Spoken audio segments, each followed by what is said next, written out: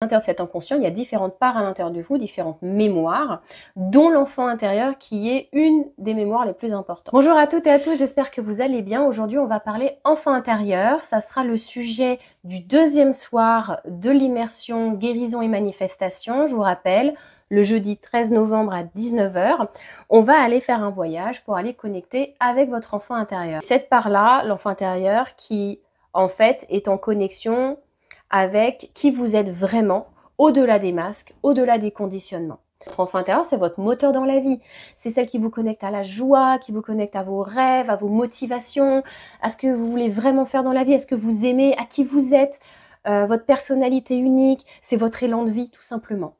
Et c'est vrai que si, en fait, votre enfant intérieur a été encrassé par des expériences négatives du passé, vous pouvez ne plus être en contact avec cette partie authentique et unique qu'est votre enfant intérieur, ne plus savoir qui vous êtes, ne plus savoir ce que vous aimez, ce que vous voulez, vous sentir perdu, parce qu'elle est un peu votre boussole, votre enfant intérieur. Elle est connectée à votre cœur, vos émotions, mais en fait, cette part, elle est très sensible.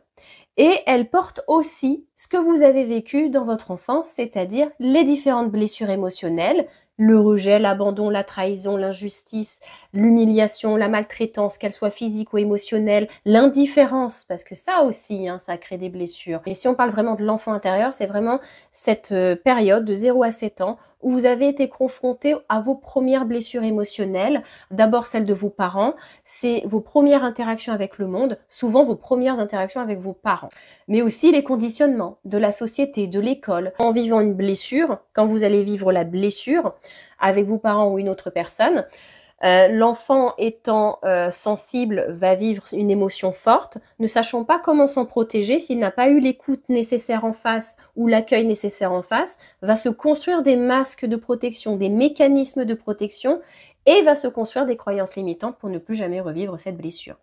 Et donc ce sont les croyances que vous entretenez à l'intérieur de vous qui créent votre réalité. Les croyances, elles entretiennent, comme je vous disais, elles rejouent certains schémas répétitifs.